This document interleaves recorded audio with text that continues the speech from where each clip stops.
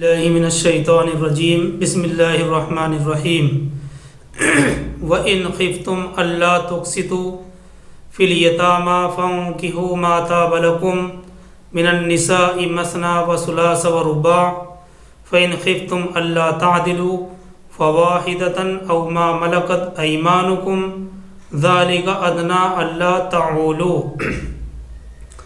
یہ سورہ نساء آیت نمبر 3 ہے۔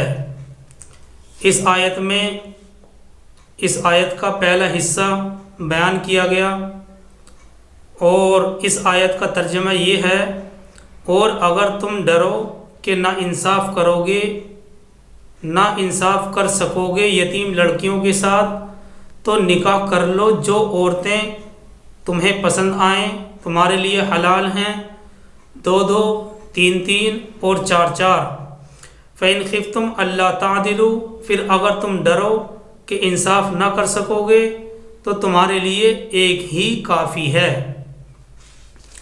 اس آیت کریمہ یعنی سورہ نساء آیت نمبر 3 کا وہ حصہ بیان کیا گیا جس میں یتیم لڑکیوں کے بارے میں بیان کیا گیا تھا، اور ساتھ میں یہ بھی بتلایا گیا کہ اس تعلیم کا یہ اثر ہوا کہ وہ عرب جو مجھے کلاس چل رہی ہے ابھی کروں گی میں،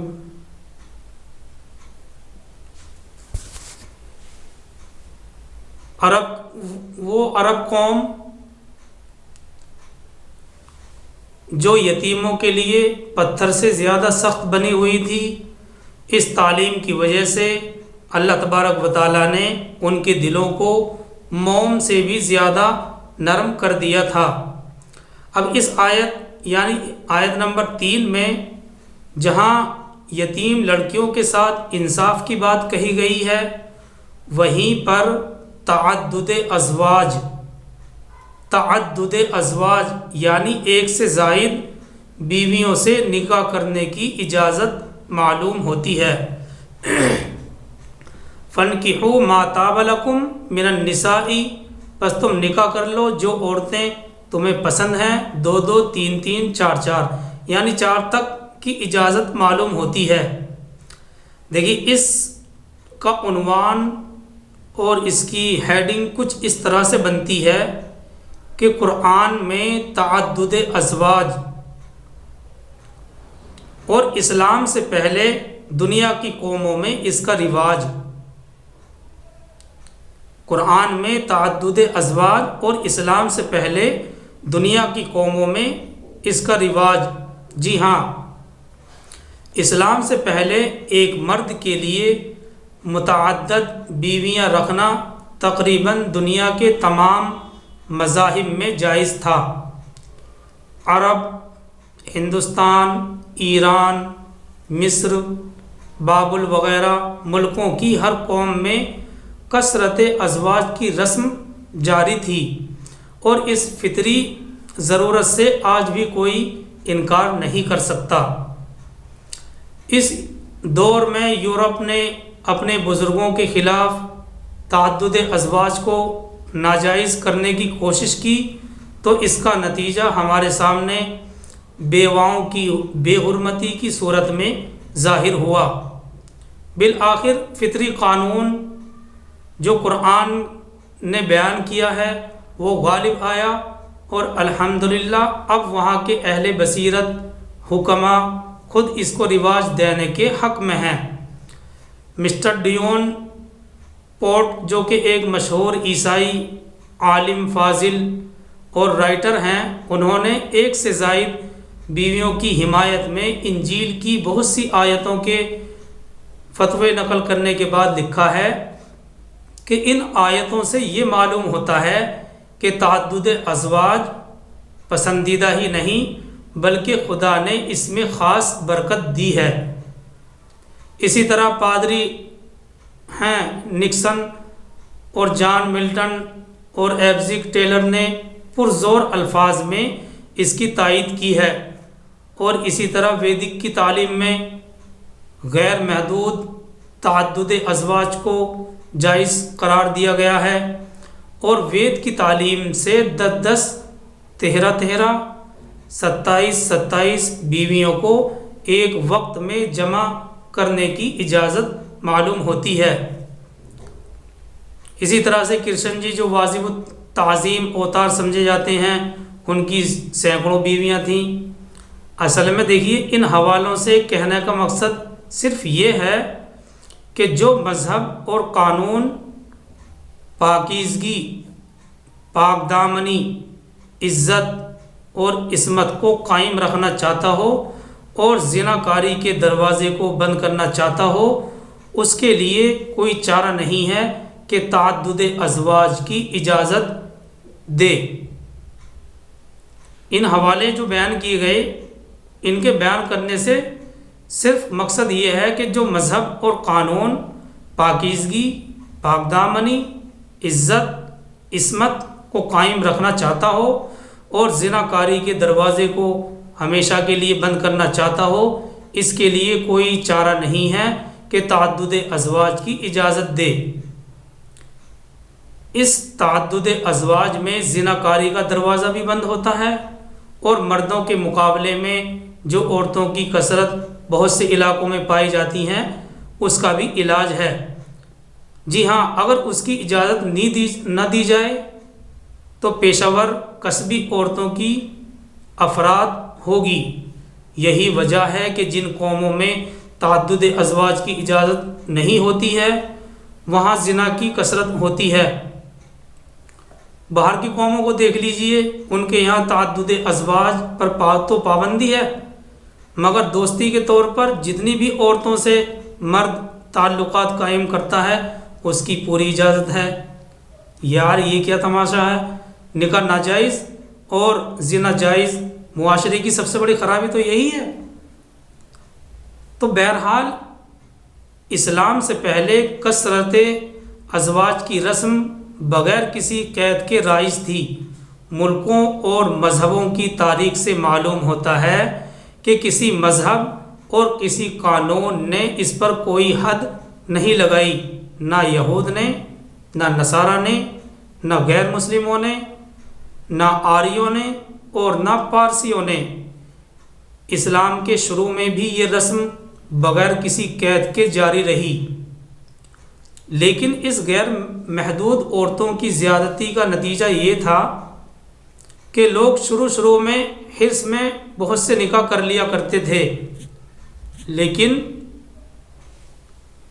حرص میں نکاح کر لیا کرتے تھے مگر پھر ان کے حقوق ادا نہیں کر سکتے تھے، اور یہ عورتیں ان کے نکاح میں ایک قیدی بن کر زندگی گزارتی تھیں۔ اور پھر جو عورتیں ایک شخص کے نکاح میں ہوتی تھیں، ان میں عدل اور برابری کا کہیں نام و نشان نہیں تھا۔ جس سے دل مل گیا اس کو نواز دیا جاتا، اور جس سے دل نہیں ملتا ان کے حق کی کوئی پرواہ نہیں کی جاتی۔ جب اتنی باتیں ذہن میں ہوں، یہ جو ابھی بیان کیا گیا ہے، جب یہ ساری باتیں ذہن میں ہوں تو اب ہمیں یہ سمجھنا چاہیے کہ اسلام نے آ کر، جی ہاں، اسلام نے آ کر ضرورت سے زیادہ عورتوں سے شادی کرنے پر پابندی لگائی اور عدل اور انصاف اور برابری کا حکم جاری کیا۔ جی ہاں، قرآن نے عام معاشرے کے اس بڑے ظلم کو روکا، بیویوں کی زیادتی پر پابندی لگائی اور 4 سے زیادہ عورتوں کو ایک نکاح میں جمع کرنا حرام کر دیا گیا۔ اچھا، پھر جو عورتیں ایک نکاح میں جمع ہیں، ان میں حقوق کی برابری کا نہایت تاکیدی حکم اور قانون جاری کیا ہے۔ صرف یہ نہیں ہے کہ 4 بیویوں سے شادی کر لی، جو عورتیں ایک نکاح میں ہیں ان میں حقوق کی برابری کا نہایت تاکیدی حکم اور قانون اسلام نے بیان کیا ہے۔ جی ہاں، اس قانون کی خلاف ورزی کرنے پر شدید وعید ذکر کی گئی ہیں۔ آیت کا ترجمہ یہ ہوتا ہے، فَانْكِحُوا مَا طَابَ لَكُم مِّنَ النِّسَاءِ مَثْنَىٰ وَثُلَاثَ وَرُبَاعَ، یعنی جو حلال عورتیں تمہیں پسند ہو ان سے نکاح کر لو، 2 2, 3 3, 4 4۔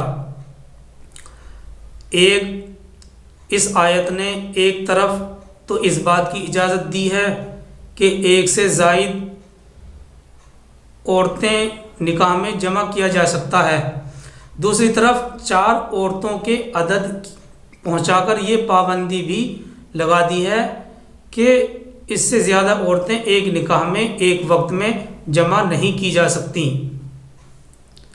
اور پھر اسی کے ساتھ ساتھ احادیث میں اس قرآنی پابندی کو اور زیادہ واضح طور پر بیان کیا گیا ہے۔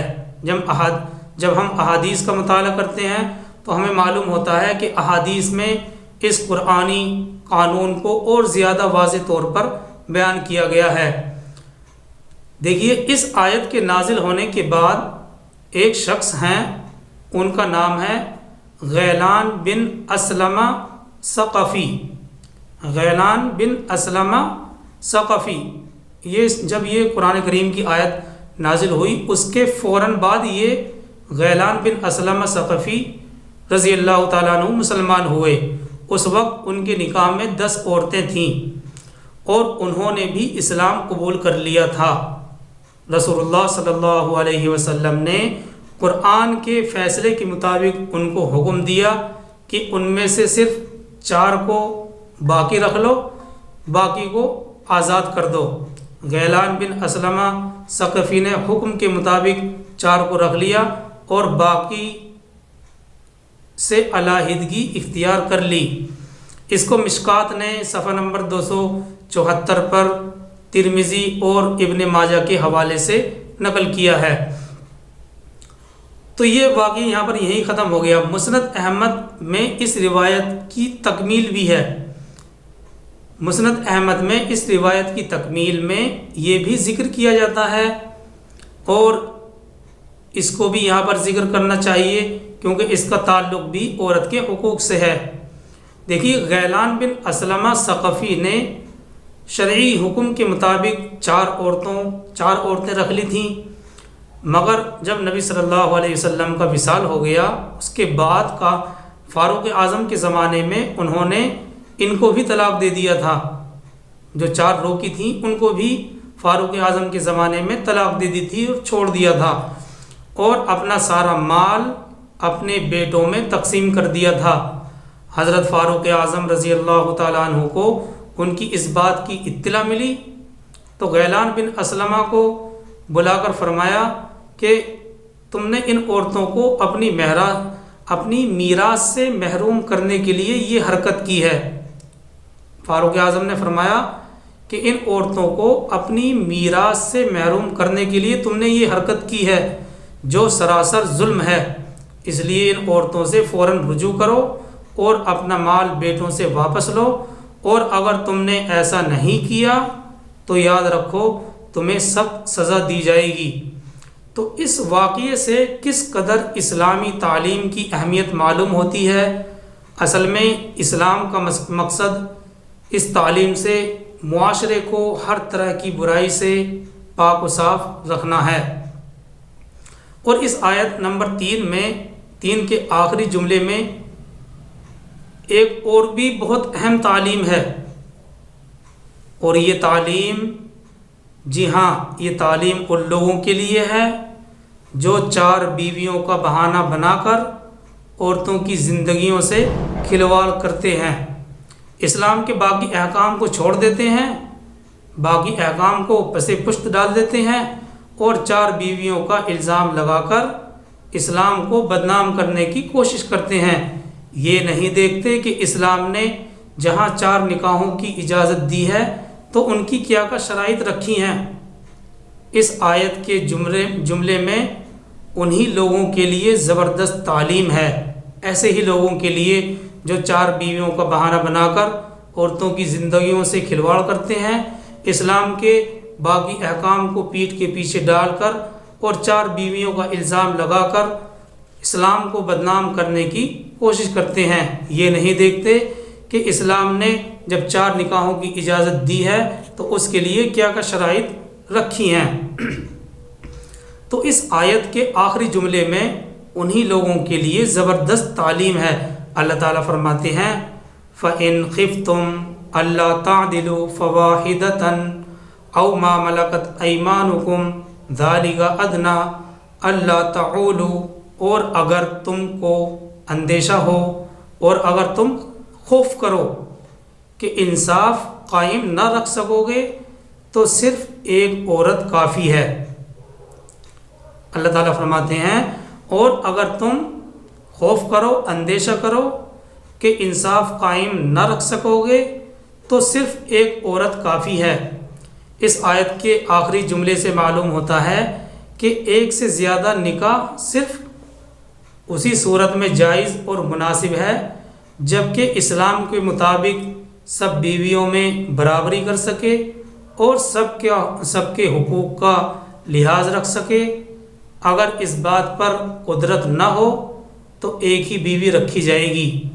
زمانہ جاہلیت میں یہ ظلم عام تھا کہ ایک شخص کئی بیویاں رکھ لیا کرتا تھا اور بیویوں کے حقوق میں مساوات، برابری اور انصاف کا خیال نہ رکھتا تھا۔ جس کی طرف زیادہ میلان ہوتا اس کو ہر طرح سے خوش رکھنے کی کوشش کرتا، ہر طرح سے خوش رکھنے کی فکر کرتا اور دوسری بیویوں کے حقوق کو نظر انداز کر ڈالتا۔ جی ہاں، قرآن کی اس آیت نے نازل ہو کر صاف صاف حکم جاری کر دیا ہے کہ اگر انصاف نہ کر سکو تو ایک ہی بیوی رکھو۔ دیکھیے خلاصہ کلام آیت کریمہ کا یہ نکل کر آتا ہے کہ اگرچہ قرآن نے 4 عورتوں تک نکاح کی اجازت دی ہے اور اس کی شرائط مقرر کر دی ہیں، ایک سے زائد بیویاں ہونے کی صورت میں ان میں عدل اور انصاف، برابری قائم رکھنا واجب ہے اور اس کے خلاف کرنا گناہ عظیم ہے، بڑا گناہ ہے۔ اس لیے جب ایک سے زائد نکاح کا ارادہ ہو تو پہلے اپنے حالات کا جائزہ لینا چاہیے کہ سب کے حقوق کی قدرت ہے بھی یا نہیں۔ جب ایک سے زائد نکاح کا ارادہ ہو تو پہلے اپنے حالات کا جائزہ لینا چاہیے کہ سب کے حقوق ادا کرنے کی قدرت ہے بھی یا نہیں ہے۔ اگر یہ احتمال غالب ہو کہ عدل و انصاف قائم نہ رکھ سکو گے تو ایک سے زیادہ نکاح پر قدم اٹھانا گویا کہ اپنے آپ کو ایک بڑے گناہ میں مبتلا کرنے پر قدم اٹھانا ہے۔ اور پھر اسی پر بس نہیں کیا کہ صرف نکاح کی اجازت دے دی، بلکہ اسلام نے عورت کو بھی یہ اختیار دیا ہے کہ اگر اس کی حق تلفی ہو رہی ہو تو قاضی کی عدالت میں مقدمہ دائر کر کے وہ اپنا حق وصول کر سکتی ہے۔ جی ہاں، سرکار دو عالم صلی اللہ علیہ وسلم نے سب بیویوں کے درمیان انصاف کرنے کی سخت تاکید فرمائی ہے اور اس کے خلاف کرنے پر سخت وعیدیں ذکر فرمائی ہیں اور خود اپنے عمل کے ذریعے سے اس کو اور واضح طور پر بیان کیا ہے۔ بلکہ رسول اللہ صلی اللہ علیہ وسلم نے تو ان معاملات میں بھی برابری فرمائی ہے جن میں برابری ضروری بھی نہیں ہے۔ ہر چیز کا لحاظ رکھا کرتے تھے سرکار دو عالم صلی اللہ علیہ وسلم۔ یہی وجہ ہے کہ ایک حدیث میں سرکار دو عالم صلی اللہ علیہ وسلم نے فرمایا، جس شخص کے نکاح میں 2 عورتیں ہوں اور وہ ان کے حقوق میں برابری اور انصاف نہ کر سکے تو وہ قیامت میں اس طرح سے اٹھایا جائے گا کہ اس کا ایک پہلو گرا ہوا ہوگا۔ تو اس میں دیکھیے صرف اجازت دی ہے، حکم نہیں دیا ہے کہ ایک سے زائد نکاح کر لو۔ اور اگر انصاف پر قائم نہ رہنے کا خطرہ ہو تو قرآن اور اسلام پہلا مذہب ہے جس نے صرف ایک پر اکتفا کرنے کے لیے تعلیم دی ہے۔ اللہ تبارک و تعالی ہم سب کو عمل کرنے کی توفیق عطا فرمائے۔ سبحان اللہ و بحمدہ، سبحانک اللہم و بحمدک، نشہد ان لا الہ الا انت ونستغفرک ونتوب الیک۔ سبحان ربک رب العزۃ عما یصفون وسلام علی المرسلین۔